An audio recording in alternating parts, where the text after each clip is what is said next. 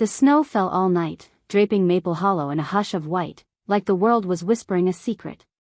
It was early February, the kind of cold that stung your lungs, but I stood by my kitchen window, frost creeping at the edges, clutching a mug of chamomile tea. The steam carried honey's sweetness, and as dawn painted the snow in soft pinks, a question lingered in the quiet. Could I ever find the fire I'd let fade? My name's Emily Carter, and at 46, I'd grown to cherish these still mornings in our Vermont town. They were my refuge, a place to piece together a life that hadn't followed my old plans. But today, the light on the snow felt like it was asking me to try again. Maple Hollow was a slice of New England magic, nestled in the Green Mountains, where neighbors swapped stories over cider and the air smelled of maple syrup even in winter. The town came alive with snow festivals, sleigh rides, and contra dances that filled the town hall with fiddle music. I worked at the Maple Hollow Library, a creaky building with sagging shelves and the scent of aged paper. My days were spent shelving books, helping kids with projects, and reading to preschoolers who'd gasp at every twist. It was work I loved, tied to my old dream of writing poetry, but it felt like a shadow of the life I'd imagined. 10 years ago, my world had cracked when James, my husband, walked out, leaving me and our son, Noah, to rebuild. Noah was 11 then, a quiet boy with his father's hazel eyes and a heart that held me together. Now, at 21, he was a photographer, capturing beauty in moments most would miss: a frozen leaf, a child's mitten in the snow, the way dawn fractured through bare branches. That morning, as I sipped my tea, I thought about Noah's growth. He'd moved back to Maple Hollow after college, renting a tiny apartment above the general store but spending most nights here, his camera gear cluttering my living room. His presence softened the scars James had left, but it also stirred memories I tried to bury. I'd once dreamed of publishing poetry, verses that could capture love, loss, and the ache of being alive. Journals filled with lines lay hidden under my bed, untouched since James's departure. Maple Hollow felt too small for dreams that big, or maybe I'd let myself believe I was too small. The library was bustling that morning, and I was leading a maple craft workshop for kids, a nod to Vermont's syrup season. I helped Ellie, a 6-year-old with braids, pour maple syrup into molds to make candy, her giggles filling the room. "Miss Emily, it's like magic," she said, her eyes wide as the syrup hardened. I smiled, stirring the pot, and felt a spark of joy. Teaching kids to make maple candy was a tradition here, one that tied me to the town's roots, but it also reminded me of my own buried creativity. As the kids licked sticky fingers, I read them a Robert Frost poem, stopping by woods on a snowy evening, its rhythm echoing the quiet of my morning. Their rapt attention stirred something in me, the poet I used to be. Back home, the thud of boots on the stairs broke my thoughts. Noah's footsteps were steady, confident, a reflection of the man he'd become. He strode into the kitchen, his dark hair mussed, wearing a wool sweater and jeans, his Canon camera slung over his shoulder. His smile was a burst of warmth, cutting through the February chill. "Morning, Mom," he said, leaning in to kiss my cheek. His stubble grazed my skin, a small sign of time's passage. "Morning, sweetheart," I replied, setting my mug down. "Where are you off to so early?" "The lake," he said, his voice alive with excitement. "After last night's snow, the light's gonna be perfect. I've gotta catch it before it shifts." I nodded, pride swelling in my chest. Noah had a gift for seeing beauty in the overlooked, a ripple in the ice, a fox's tracks through the trees. His photos told stories, not just moments. "Sounds like a plan," I said, then paused, surprising myself. "Need company?" I rarely joined his shoots, he needed his space, and I clung to my routine, but the morning stillness made me want to stay close. His eyes lit up, and for a moment, he was the boy who'd begged for one more story. "Really? You'd come with me?" I smiled, warmth spreading through me. "Sure. It's been ages since I saw the lake in winter." We bundled up in coats, scarves, and boots, layers that made us waddle but kept the wind at bay.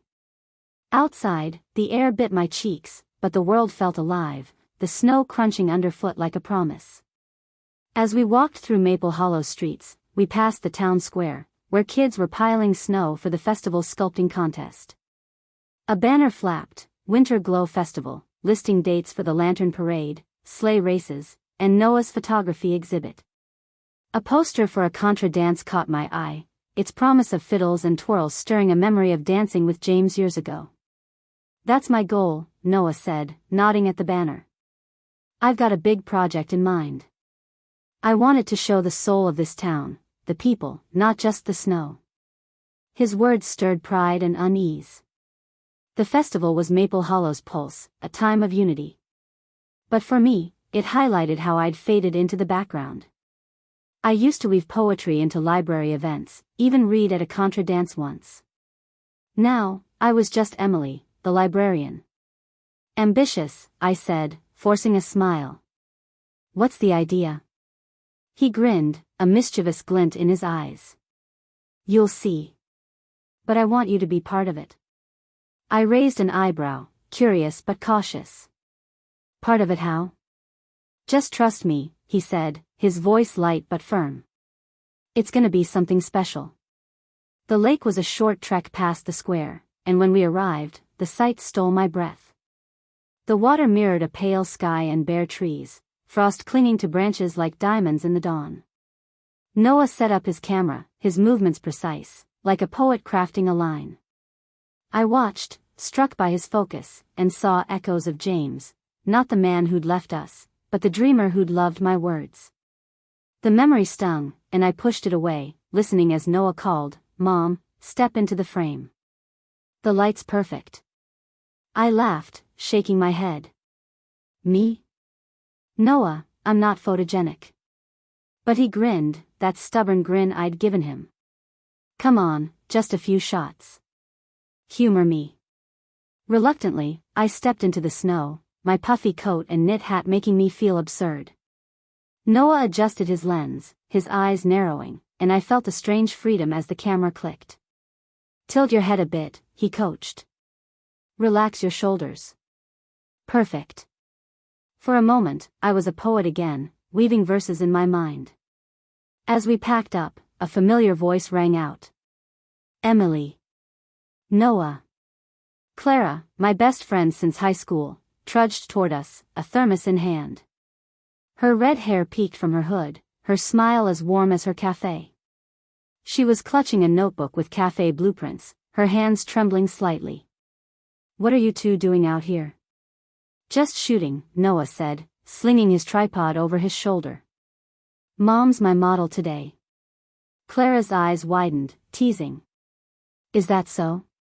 Emily, you're full of surprises." I groaned, my cheeks flushing.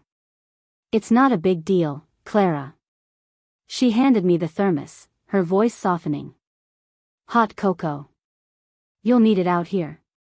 And Emily, come to the festival committee meeting tonight. We're planning the lantern parade, and we need your ideas." She glanced at her notebook, adding, "I'm pitching a maple dessert stall for my new cafe, but I'm nervous about the lone meeting tomorrow." I shook my head, doubt creeping in. "I'm not sure, Clara. The festival's not really my thing anymore." Her eyes held mine, seeing through my walls.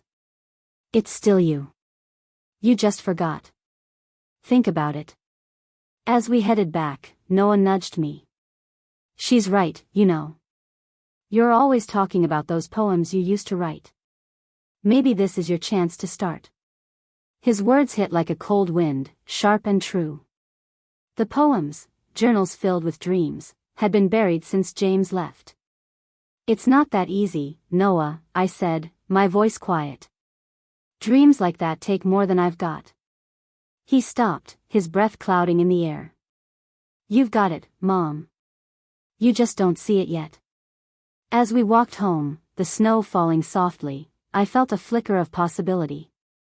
Clara's blueprints, Noah's belief, they were sparks in the dark, and maybe they were enough to light my way. The snow kept falling as Noah and I trudged back through Maple Hollow, our boots carving deep paths in the powder. The town was waking, shopkeepers sweeping stoops, kids shrieking as they sled down the hill. I pulled my scarf tighter, the cold biting my cheeks, but Noah's words at the lake lingered, warming me. His project felt like a door I wasn't sure I could open. As we passed the town square, where snowmen sprouted for the festival, a poster for a contra dance caught my eye, its promise of fiddles stirring a memory of twirling with James under lantern light. Could I step back into that kind of joy? We stopped at the Sugar Shack, Clara's cafe, a cozy haven with mismatched chairs and the scent of maple scones. Clara was behind the counter, her red hair tied back, but she was distracted, flipping through a loan application. Emily. Noah, she called, waving us over. Get in here before you freeze. We stamped snow off our boots and settled at a window table, the glass fogging from the warmth. Clara brought coffee and scones, her eyes tired but bright. So, what's this about Emily posing for your camera? She teased, nudging me. I groaned, my face heating. Just a few shots, Clara. Don't make a thing of it. Noah laughed, biting into a scone. She's a natural, Clara. You should have seen her. Clara leaned on the table, her eyebrow raised. Is that so? Emily, you've been hiding too long. Come to the festival meeting tonight. We need your brain for the lantern parade. She hesitated, glancing at her loan papers. I'm pitching a new cafe in Burlington, but the bank meetings got me rattled. If I can face that, you can face a meeting. Her words hit home. Clara had built the Sugar Shack from a rundown storefront, but her new venture was a leap: loans, staff, the risk of failure. If she could push through fear, maybe I could. You make it sound simple, I said, half smiling. But what if I fail? She laughed. You won't. You're Emily Carter. You survived worse than a festival meeting. Her faith lingered as we left the cafe. Later, I joined a group in the square, helping kids and parents carve a snow sculpture for the festival, a giant maple leaf, dusted with powder. My hands stung from the cold, but shaping the snow with Ellie and her dad, Ben, felt grounding. You've got a knack for this, Emily, Ben said, grinning. Used to see you at contra dances, too. Where've you been? His words, kind but pointed, echoed a truth I'd avoided. I'd let myself fade. That afternoon, Clara invited me to her bank meeting, needing moral support. We sat in a sterile office, her hands shaking as she pitched her cafe expansion. The banker nodded, impressed, and Clara's relief was palpable as we left. I was terrified, she admitted, but I did it. Her courage shamed my hesitation, pushing me to reconsider Noah's project. Back home, Noah and I headed to a snowy field for more photos. The sky was heavy, promising more snow. He set up his camera, his breath clouding. Walk through those trees, he said, pointing. Like you're searching for something. I trudged through the snow, my hands in my pockets, and the movement felt freeing, like shedding doubt. But as Noah's camera clicked, a memory hit: James, reading my poetry, saying, "You're gonna change the world, Emily." Then came the fights, the bills, his distance. When he left, he'd said, "You're better off without me," taking my confidence with him. I blinked it away, focusing on Noah's voice. Look back, like you remembered something. I turned, my eyes meeting his lens, and saw James's dreamer spirit in Noah. You okay, Mom? Noah asked, lowering the camera. I nodded, brushing snow off my coat. Just thinking. You remind me of your dad when you're focused. Noah's face didn't harden. He tilted his head. Do you miss him? I paused, searching for truth. Not him. I miss the family we were supposed to be. But I'm okay with how it turned out. It gave me you. He smiled, stepping closer for a hug. His warmth cut through the cold. I'm glad it's just us, he said. I wouldn't change it. Tears pricked my eyes, but I blinked them away. As we packed up, a familiar figure approached, Mr. Thompson, the retired postman. His gray hair was tucked under a cap, his eyes sharp. Emily Carter, he said. You used to light up this town with your poetry. Where's that girl gone? I forced a smile, my stomach twisting. She's still here, Mr. Thompson. Just quieter. He humphed. Quiet's fine, but don't let it swallow you. This town needs you. He shuffled off, leaving me reeling. Was I that invisible? Noah turned to me, eyes bright. He's right, Mom. And about that project, it's a photo series about Maple Hollow's unsung heroes. You're one of them. I want you to be the heart of it. What do you say? I laughed, nervous but intrigued. You've got to give me more than that, Noah. He grinned, slinging his camera over his shoulder. You'll see. It's gonna be epic. As we walked back, the snow falling, Mr. Thompson's words echoed. Don't let it swallow you, Clara's courage, Noah's belief. They were pushing me towards something. The Contra dance poster flashed in my mind, its promise of music and movement. Maybe Noah's project was my chance to dance again, to find the poet I'd buried. The next morning, I sat at the sugar shack, a worn copy of Robert Frost's A Boys Will Open on the table, its pages soft from years of love.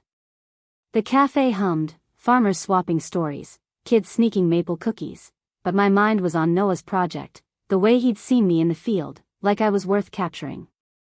Outside, Maple Hollow buzzed with festival prep, shopkeepers stringing lanterns, a poster advertising a Contra dance pinned to a bulletin board. I'd danced at one years ago, my poetry woven into the caller's rhythm. Could I find that spark again? Clara slid into the seat across from me, a mug of chamomile tea in hand. You're brooding, she said, her eyes crinkling. What's going on? I sighed, closing the book. Noah. He's got this big project for the festival, and he wants me to be part of it. I don't know what it entails, but it's scary. She leaned forward, her voice firm. Scary's good, Emily. It means you're close to something real. I was shaking at that bank meeting, but I got the loan. If I can risk a new cafe, you can risk Noah's project. Her words resonated. Clara's courage at the bank had inspired me, and her new cafe was a leap into the unknown. You make it sound easy, I said, half smiling. But what if I mess it up? She laughed. You won't. You're Emily Carter. You raised Noah, survived James, kept the library alive. You're tougher than you think. Her faith stayed with me as I left the cafe. I decided to say yes to Noah, whatever he had planned. When I got home, he was in the living room, sorting prints, his camera gear scattered. Hey, Mom, he said, looking up. Ready for the next step? I raised an eyebrow, nerves tingling. Depends. What's the next step? He grinned, standing. Come with me. I've got something to show you. We drove to an old barn, a hub for local artists. Inside, it was warm and chaotic, fairy lights strung across rafters, paint-splattered canvases everywhere. Mia, Noah's friend and a painter, was there, her blonde hair streaked with purple. She was working on a new canvas, her brush hesitant but determined. Emily, she called, waving. Noah said you're joining us. I shot Noah a look, but he shrugged, eyes twinkling. Mia led us to a makeshift studio, black curtains, soft lights, a rack of clothes like something from a magazine. We're doing a test shoot, she said, her voice bubbling. Noah's series is about real people, real stories. You're his star. My stomach flipped. Star? Noah, I'm not. You are, he cut in, steady. Trust me. Mia handed me a dress, an emerald silk gown that felt like a breeze. I hesitated, but Noah's encouragement and Mia's energy were hard to resist. Come on, Emily, Mia said. I stopped painting after my first show tanked. Thought I was done. But I kept going, and now I'm trying again. She nodded at her canvas, a vibrant landscape taking shape. You've got this.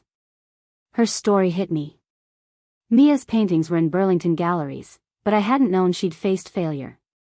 Her resilience sparked something in me. I changed in a curtain nook, feeling absurd but curious.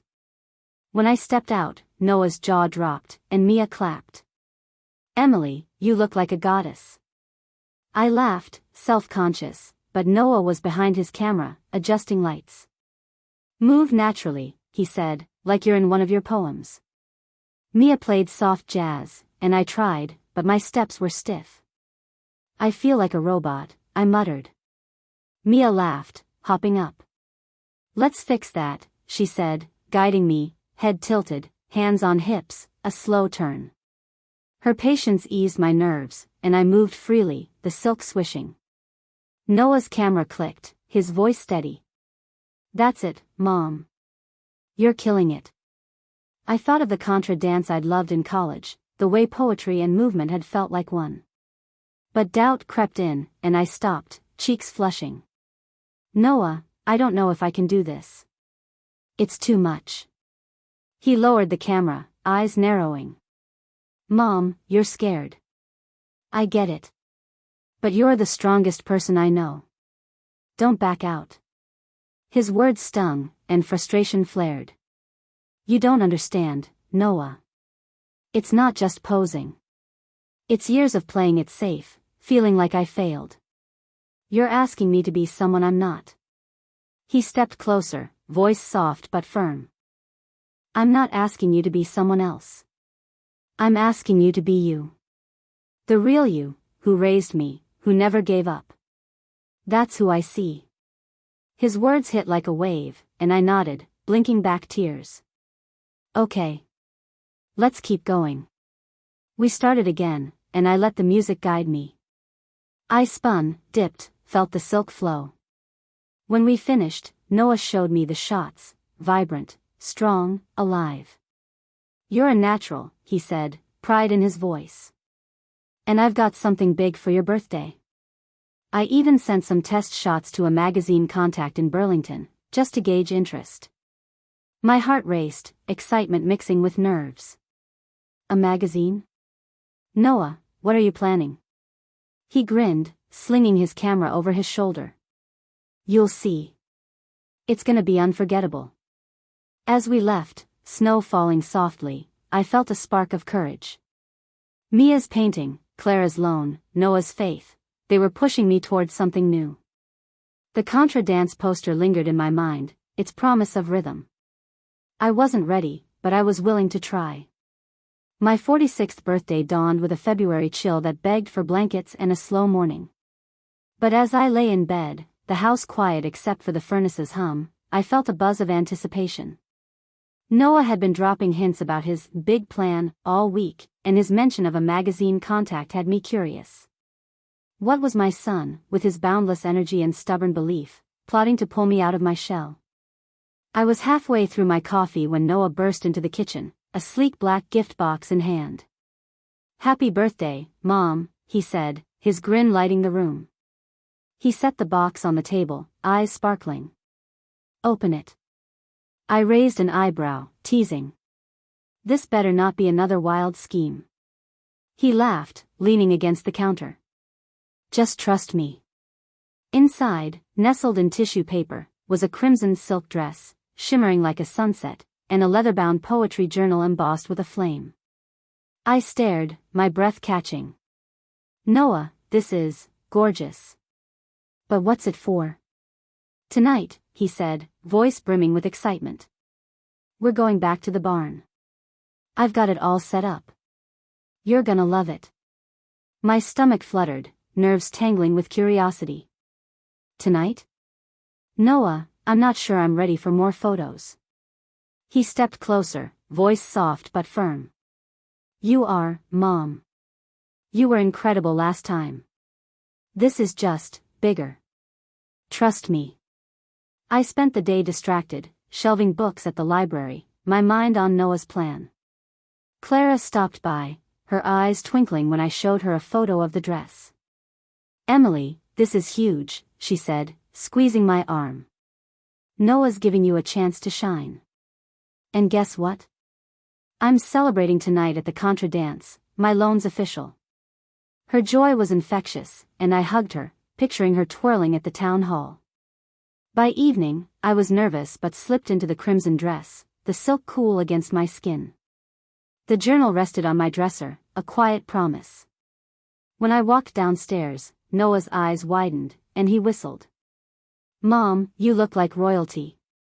I laughed, swatting his arm. "Don't overdo it, kid." We drove to the barn, the snow glowing under streetlights. Inside, it was transformed. Red lights cast a warm glow, a sleek metal pole stood in the center, and a faint haze from a smoke machine drifted through.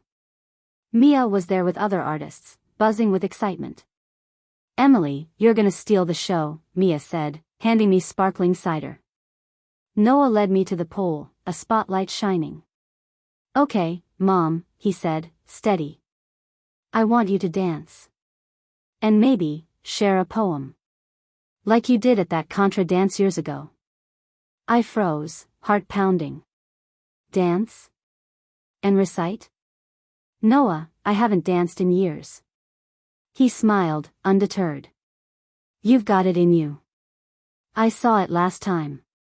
Let go." I closed my eyes, his words sinking in. I thought of my college pole dancing classes, a secret passion, and the contra dance where I'd read poetry to a fiddle's tune. My teacher, Miss Lena, had said, "Dance like you're burning, Emily." Mia started the music, a sultry beat, and I took a deep breath, gripping the pole. I began to move, muscle memory awakening, and as I spun, I recited a poem from memory. Asterisk in the quiet of snow, a flame still burns / hidden in shadows, it twists and turns, asterisk. The silk flowed, and I climbed the pole, spinning into a cartwheel, then a fireman spin, my voice weaving with the music, asterisk it waits for the heart to call it home / to dance, to sing, to never roam, asterisk. I pushed into a risky climb, landing softly, the poem's final lines ringing, asterisk so light the dark, let the fire grow / for in its glow. We learn to know, asterisk. The room erupted in applause, and I opened my eyes, breathless, to see Noah grinning, Mia clapping wildly. "You were unreal," Noah said, lowering his camera. "Mom, that was magic." I laughed, sweat beading. "I can't believe I did that." Mia rushed over. "Emily, that poem, that dance, you're a star." Noah stepped closer, voice soft. "This project's about you, Mom. The festival exhibit, it's your fire. Every photo, every story." I stared, throat tight. "Noah, why me?" He took my hand, eyes steady. "Because you're the strongest person I know. I want the world to see it." Tears pricked my eyes, but I pulled him into a hug, his warmth seeping through the silk. Then he pulled back, quieter. "Can I ask about Dad?" The question caught me off guard. "Of course," I said, cautious. "Did you ever hate him? For leaving?" I paused. "I did, for a while. He broke promises, to me, to you. But I let it go. You were what mattered." Noah nodded, jaw tight. "I used to hate him. But now, I want to be better than he was." "You already are," I said, squeezing his hand. "Always have been." Under the red lights, I felt a wound heal. Noah's project was about us, the fire we'd found together. As we left, snow falling, I knew I was ready for what came next. The morning after my birthday, I woke to the aroma of coffee and the clatter of pans. I stretched, savoring the ache from last night's dance, a reminder of the poet and dancer I'd rediscovered. The crimson dress hung on my closet door, catching the sunlight, and I smiled, feeling lighter than I had in years. Something had shifted, like a fog lifting, and I was eager to see where it led. Downstairs, Noah was flipping blueberry pancakes, his camera on the counter. "Morning, superstar," he teased, sliding a plate toward me. "How's it feel to be a legend?" I laughed, drizzling maple syrup. "Don't get carried away. It was just a few friends cheering." He shook his head, grinning. "Wait till the festival sees those photos. And that poem? You'll be the talk of Maple Hollow." I rolled my eyes, but his words sparked excitement. After breakfast, I found him in the living room, laptop open, editing last night's shots. I leaned over, and the images stole my breath, me spinning on the pole, face alight, me reciting, eyes fierce, me standing tall, shadows making me a warrior. Noah, I whispered, voice trembling. These are extraordinary. He looked up, eyes soft. That's you, Mom. That's what I see every day. I sat beside him, overwhelmed. I don't know how to thank you. For seeing me, for pushing me. He closed the laptop, facing me. You don't need to thank me. You've given me everything. This is my way of giving back. We sat in silence, his words wrapping us. Then he grinned. Ready for the exhibit? It's next week. My stomach flipped, but I nodded, smiling. Ready as I'll ever be. The Winter Glow Festival burst into life, the town square alive with snow sculptures, lanterns, and a contra dance spilling music into the night. I joined Clara there, twirling to a fiddle's tune, her laughter bright after her lone victory. You're glowing, Emily, she said, spinning me. The community center hosted Noah's exhibit, a warm, crowded space. When I walked in, my heart raced. The walls held Noah's photos, snowy fields, laughing kids, the covered bridge, but the centerpiece was me. The barn photos were projected, looping through the series, me dancing, silk flowing, me reciting, eyes blazing, me standing, journal in hand. A plaque read, "The Fire We Hold, a tribute to Emily Carter." Tears welled as people whispered, awed.